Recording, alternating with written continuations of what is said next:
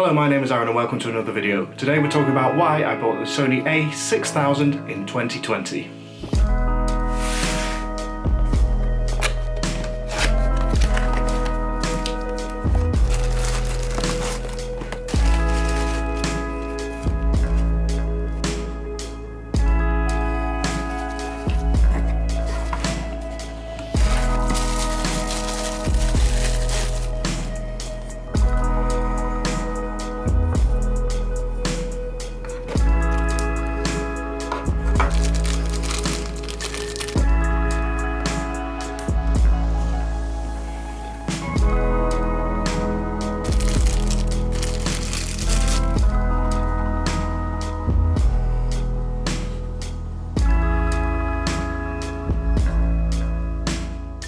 The Sony a6000 is a Sony APS-C mirrorless E-mount system camera. It was released in 2014, so a whopping 6 years ago now. So why have I bought one in the year 2020? But before we get started, please consider subscribing to the channel and dropping a like on the video. So if you've seen any of the videos on my channel before, you'll know that I primarily focus on the Sony a5100. And don't worry, that won't be changing. I'll still be focusing a lot on that camera going forward. But I realised to improve the quality of my videos, I needed to pick up a second camera. And of course, there were plenty of options to choose from. So the first thing I did to narrow this down was that I realised that I definitely wanted another Sony camera. I already have some other E-mount lenses, so I wanted to keep on the same lens system. The first question was, do I get another a5100 or do I get a different Sony camera? And I narrowed this down pretty quickly to three main options. Another a5100, a versatile and cheap all-around camera, which you can pick up second-hand for about £200 or about $250. And to be honest, it was a very strong consideration. I have a lot of experience with the a5100 and it's a camera that I like a lot, so it would have been very familiar with me to stick with the a5100. My second option was the Sony a6000, of course larger than the a5100, but more suited to photography due to the shoot mode wheel and the optical viewfinder. You can pick an a6000 up for about £270 or about $330 second hand. The third option is the brand new Sony a6100. This is an updated version of the a6000 released at the end of last year, 2019. It has 4K video support, 120 FPS at 1080p video recording, as well as having a 3.5mm jack input for a microphone, which are all features that neither the a5100 or the a6000 has. So, on paper, seems like a no-brainer. You've got to go with the a6100, right? It's newer, it's got loads more features, more suited for high-quality video recording, and has better photo-taking features as well, such as more autofocus points. The a6100 is simply better in terms of specifications and features. Well, the main problem for me comes with the price. As this is such a new camera, the second-hand market is basically non-existent at the moment, so to pick one up new you're looking at around £750, $750. Much more expensive than the price points on the a5100 and the a6000. So for anyone on a budget, this is a big problem, as this is around 3 times the price as the a6000. And for me, personally, I was looking for a budget option to supplement my a5100 already. But after a lot of back and forth, and I did get pretty close to pulling the trigger on the a6100, I went for the old trusty a6000. A very popular camera, still one of the biggest selling Sony cameras on the market, even at 6 years old.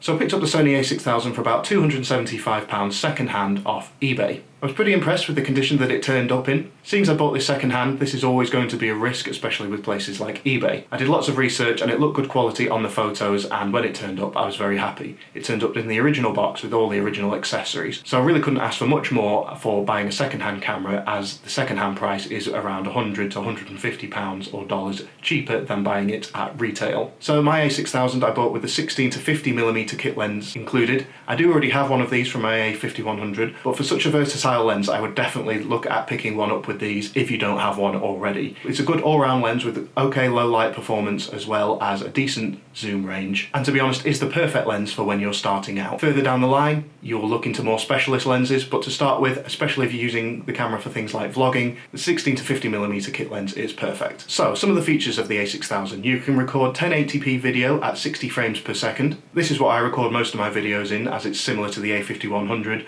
and as you can see the video quality is very good. A big reason why I picked up the a6000 ahead of the a5100 is that it has the digital viewfinder, which is great if you're taking videos or photos in bright conditions and the screen can be difficult to see. You can just use the viewfinder to frame your shot. Now, unlike some of the more high-end Sony APS-C cameras such as the a6500 or the a6600, there is no in-body stabilization built in, but you can use lenses that have stabilization built in, such as the kit lens, to help stabilize your videos. The a6000 has a 24 megapixel sensor, which is still a really high quality sensor for stills. The a6000 has 179 autofocus points. This is great for when you're tracking your shots and you need to keep the focus on your subject consistently, even if your subject is moving around the frame. Of course, compared to the a6100, which has many more autofocus points, the autofocus performance won't be as high as this, but this is one of the sacrifices that you're making for this lower price point. The a6000 also has decent low light performance with a maximum ISO as 25,600. I doubt you'll ever need to use ISO that high, but it's nice to know that that extra ISO is there if you need it. Also, the a6000 can shoot up to 11 frames per second in burst shooting. Great if you've got fast moving subjects such as at a sporting event or an animal. You can hold down the shutter for that burst fire so you can select your perfect image from a whole range of images shot in quick succession. Here now is some sample images and sample footage from the a6000.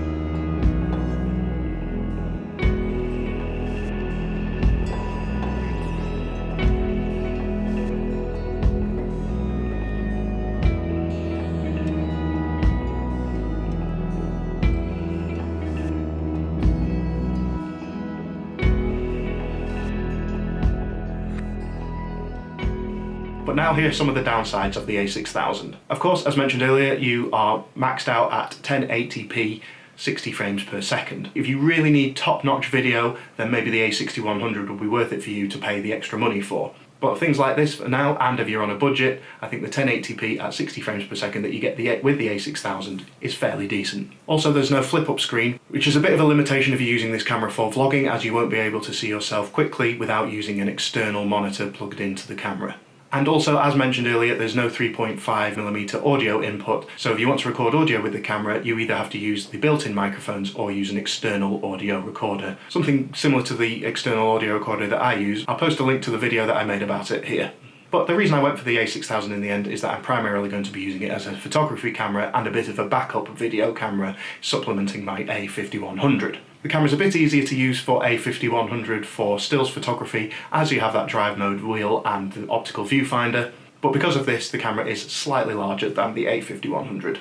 And also I chose it over the a6100, not only because of the big price savings, but because I believe building out your lens collection is a better use of your budget than buying a newer camera body. Camera bodies generally over the last few years have stayed fairly consistent, the quality all round being fairly high. There are obviously features that are vital to some users, which is why they would go for a higher spec camera, but for me personally, my budget will be better spent building out my lens collection, which is ultimately why I bought the a6000 in the year 2020.